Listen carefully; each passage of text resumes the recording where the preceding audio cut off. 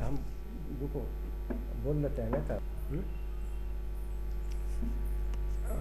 सुनने में आया है कि आप आईएएस बने हैं और गाजियाबाद के हैं, और अभी जो देखे हम पूरा पटाखा, पूरा सलोनी का लोग उत्साहपूर्वक पूरा झूम उठ रहा था, पटाखा बज रहा था। और क्या बात है, क्या वजह था? पूर्ण रूपेण हमारे चैनल से, जगदूत चैनल से कुछ मैंने जनता को क्या बोलना चाहते हैं आप? सबसे पहले तो सबको नमस्कार मेरी तरफ से। मैंने इंडियन इकोनॉमिक सर्विसेज में रैंक ऑल इंडिया रैंक 15 प्राप्त किया है, और मैं इस न्यूज़ चैनल के माध्यम से सबको थैंक यू बोलना चाहूँगी, खगड़िया वासियों को, जिन्होंने मेरा इतना अच्छा वेलकम किया, इतना अच्छा स्वागत किया। जिस देश में लोग बेटियों को भी बोझ मानते हैं, वहाँ पे बेटी को इतना सम्मान मिलना, ये बहुत बड़ी बात है मेरे लिए। और उन्होंने मुझे इतना प्यार दिया। मैंने बचपन से अपनी पढ़ाई यहीं से की थी, और स्टैंडर्ड एट्थ में मैं पटना शिफ्ट हो गई थी, तो वहाँ से मेरा ग्रेजुएशन। और पटना में कहाँ? पटना में मेरा 10th Saint Paul's high school से हुआ है, और 12th mount Carmel high school से। हॉस्टल में रहते थे क्या? नहीं, मासी के साथ रहती थी मैं जी। और उसके बाद मेरी ग्रेजुएशन पटना विमेंस कॉलेज से हुई।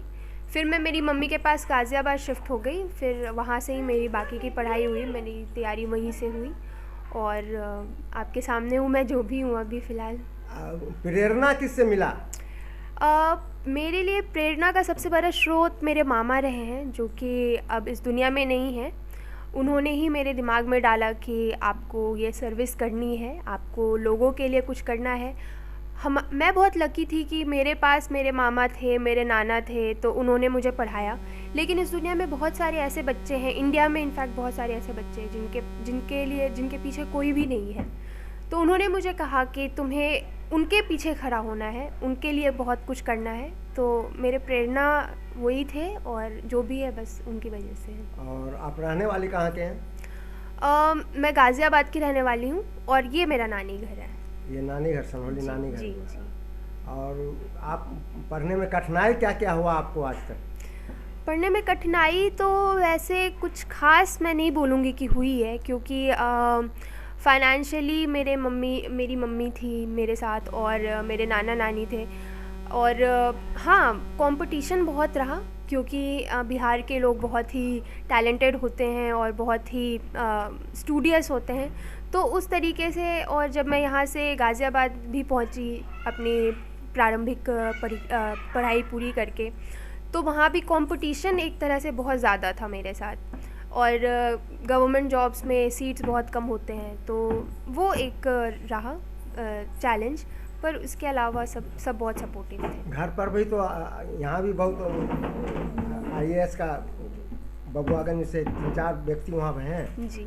जितेंद्र कुमार, डीएम भी हैं, मानव संसाधन विभाग में भी सचिव हैं उत्तर प्रदेश में। जी। खगड़िया के 3-4 आईएएस आपको उत्तर प्रदेश में भी हैं। क्या वहाँ पर आईएएस से कहीं माने कॉन्ग्रेचुलेसन सब आ रहा है कि नहीं आ रहा है? हाँ, कई लोगों ने कॉन्ग्रेचुलेशंस बोला। खगड़िया के डीएम का भी मैसेज आया था मेरे पास, वो सारे बहुत खुश हैं मेरे लिए। मेरे कोचिंग से भी मुझे फेलिसिटेट किया गया, तो सारे मेरे इस उपलब्धि में बहुत खुश। डीएम से भेंट हुआ है क्या? अभी तक तो मुलाकात नहीं हुई है, पर फ़ोन पे उन्होंने मुझे कॉन्ग्रेचुलेट किया। ये रिजल्ट आने के बाद आप कैसा महसूस कर रहे हैं?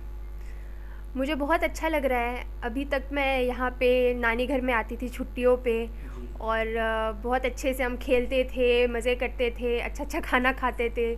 पर अभी यहाँ पे ऐसा लग रहा है जैसे सब मुझे बहुत ही प्यार से मिल रहे हैं, जिनसे बहुत पहले से भी मुलाकात नहीं हुई थी, वो बहुत अच्छे से मिल रहे हैं। अभी सब खुश हैं मेरे लिए, तो ये बहुत अच्छा लग रहा है मुझे। तो अच्छा, आपके जो जूनियर हैं, क्या उनको आप कुछ रास्ता दिखाएंगे? आपने किस तरह से यहाँ तक आया कि आप उनको कुछ रास्ता बताएंगे आप? जी, मेरे जूनियर्स से मैं ये कहूँगी कि अभी के समय पे बहुत कंपटीशन है, तो आप हो सकता है कि एक बार 2 बार में सफल ना हो, तो आपको हिम्मत नहीं हारना है, क्योंकि जो लोग लगे रहते हैं उनका तो फॉर श्योर होता है। तो आपको बस बहुत ही दृढ़ निश्चय से और बहुत ही पेशेंसली अपनी तैयारी करनी है। दुनिया में बहुत सारे लोग हैं, इनफैक्ट आपकी फैमिली भी हो सकता है कि सपोर्टिव ना हो, और आसपास के लोग भी बहुत कुछ बोल सकते हैं जब आप इनिशियली सक्सेसफुल नहीं होते हो, पर आपको नहीं सोचना है, आपको अपनी मंजिल पे ध्यान देना है कि आपने क्या सोचा है, मुझे क्या करना है, और आप बस अपनी पढ़ाई करिए, और जब सक्सेसफुल होंगे तो वो पूरी दुनिया को वैसे भी पता चल जाता है, तो बस लगे रहिए। प्रशिक्षण कब से शुरू होगा? जनवरी फरवरी से, अभी कुछ डेट पक्का नहीं हुआ है। अभी पक्का नहीं हुआ, अभी सिर्फ प्रथम प्रतियोगिता में पास किए या और फिर कभी और कहीं कुछ दिए थे परीक्षा? नहीं, ये मेरा 4th अटेम्प्ट रहा है इंडियन इकोनॉमिक सर्विसेज में जी। जैसे एक आपके अभी यहाँ पर है गृह सचिव जी, गृह सचिव जो है सुभान अंसारी साहब जो हैं, यहीं बैंक में पहले थे जी। बैंक में यहाँ पर से फील्ड ऑफिसर, और जब 2 बार IAS का परीक्षा दिए और सफलीभूत नहीं हुए, तीसरे बार में वो सब मैंने यहाँ नाजिर बाबू थे उसके साथ रहते थे, तो बोले कि क्या जी अब इतना 2 बार तैयारी किए अब नहीं हो रहा है, अब क्या करें, अब क्या दे के? कल के नहीं जाओ दो, तो अटक्कर 150 दे के आए, लेकिन इंडिया में सबसे प्रथम स्थान आया। जब आए तो जब यहाँ आए तो पूरा भीड़ जुट गया, जब मैनेजर के पास गए तो मैनेजर खड़ा कुर्सी छोड़ दिए, कल के नहीं नहीं नहीं, नहीं तुम आज से IAS हो, इसलिए तुम्हारा इज्जत का नाम मेरा फर्ज है, इसलिए बोल रहे हैं कि कहीं प्रतियोगिता में और कहीं तो आप नहीं, मैं स्टूडेंट ही थी, मुझे पता था कि मुझे यही करना है, तो मैं यही कर रही थी। अरे यार ये आपका वार्ड कौन है? ये मैं यहाँ रुकी नहीं हूँ तो मुझे पता नहीं। 24 है।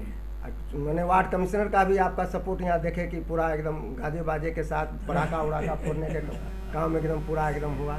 अब वो उनकी मैं भांजी हूँ, तो उन्होंने मेरा इतना अच्छा स्वागत किया, पूरा चर्चा का विषय बन गया है जी। आप ऐसा कभी सोचे थे कि मतलब आपको ऐसा खगड़िया जिला में स्वागत किया जाएगा? मुझे प्यार तो शुरू से ही मिला, बहुत ज़्यादा प्यार मिला, और पर एक स्वागत जी। आपने ऐसा कभी सोचा था कि आप खगड़िया जिला में आएंगे और आपको इस तरह से स्वागत किया जाएगा? हाँ, मैंने ये नहीं सोचा था कभी भी, पर मुझे प्यार की कभी कमी नहीं हुई। अभी क्या है कि उन्होंने अपने प्यार को जाहिर किया मेरे सामने, तो मुझे बहुत अच्छा लगा। धन्यवाद। धन्यवाद।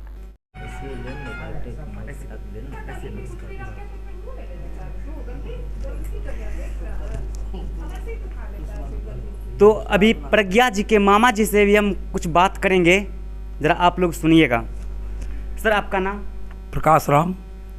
तो प्रकाश राम जी, आपसे एक सवाल है कि आपका इनके लिए क्या योगदान था? जैसे उन्होंने बोला कि हमारे मामा जी हैं, तो आपका उनके लिए क्या योगदान था? देखिए, सबसे बड़ी बात है कि ये बच्ची, हम इसकी माता जी जो है ना जी, ये हम लोग का हम उम्र है।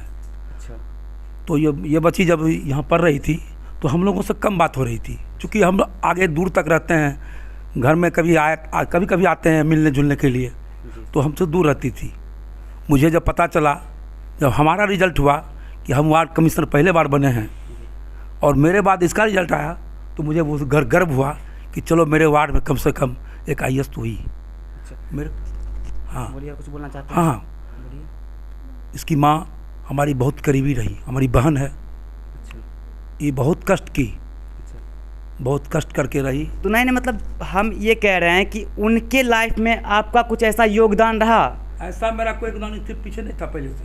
और अच्छा। जब मुझे पता चला कि आ रही है जी, तब मुझे लगा क्या कि आज मेरी भगनी और एक वार्ड सदस्य के नाते भी मेरा एक कर्तव्य बनता था कि बहुत लोगों को मैंने देखा कि उसके घर में कोई बनता है ना, उसके मोहल्ला में, तो वो गाजा बाजा बजाता था। तो अच्छा, मतलब जब वो ये रैंक हासिल किए तो आपने कैसा महसूस किया? बहुत अच्छा महसूस किया। जिस दिन से पेपर में मैं पढ़ा, मैं मोबाइल में देखा, उसी दिन से मुझे लग रहा था कि जब भी वो खगड़िया आएगी तो उसको स्वागत करके खगड़िया अपने टोला में लाएंगे हम। तो आइए अब उनके माँ जी से भी मिलते हैं, उनसे भी कुछ बात करते हैं। जी, आपका नाम? शर्मिला। अच्छा, तो आपकी बेटी प्रज्ञा जी जो ये रैंक हासिल किए, आप उनके लिए कैसा महसूस कर रहे हैं? बहुत ज़्यादा खुशी हो रही है और बहुत प्राउड मैं फील कर रही हूँ अच्छा। As a mother. क्या उनको आपने बधाइयाँ दी? नहीं, मैंने बधाइयाँ नहीं दी, मैंने उनको थैंक यू बोला। ओह, अच्छा अच्छा। उन्होंने मुझे बनाया है। ओह, अच्छा जी, मैंने उसको थैंक यू बोला। अच्छा। अब वो जो ये रैंक हासिल कर लिए हैं, उनके ऊपर आपका क्या कहना है?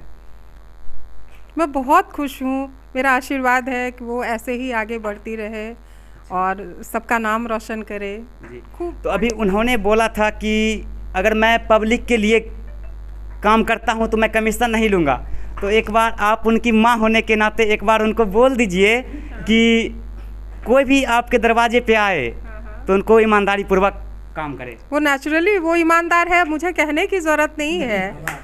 उसकी अपब्रिंगिंग ऐसी हुई है। अच्छा। वो ऐसी, उसको कुछ कहने की ज़रूरत नहीं है, वो बहुत ईमानदार है। बहुत बहुत धन्यवाद। आप लोग बने रहे जगदूत न्यूज़ के साथ।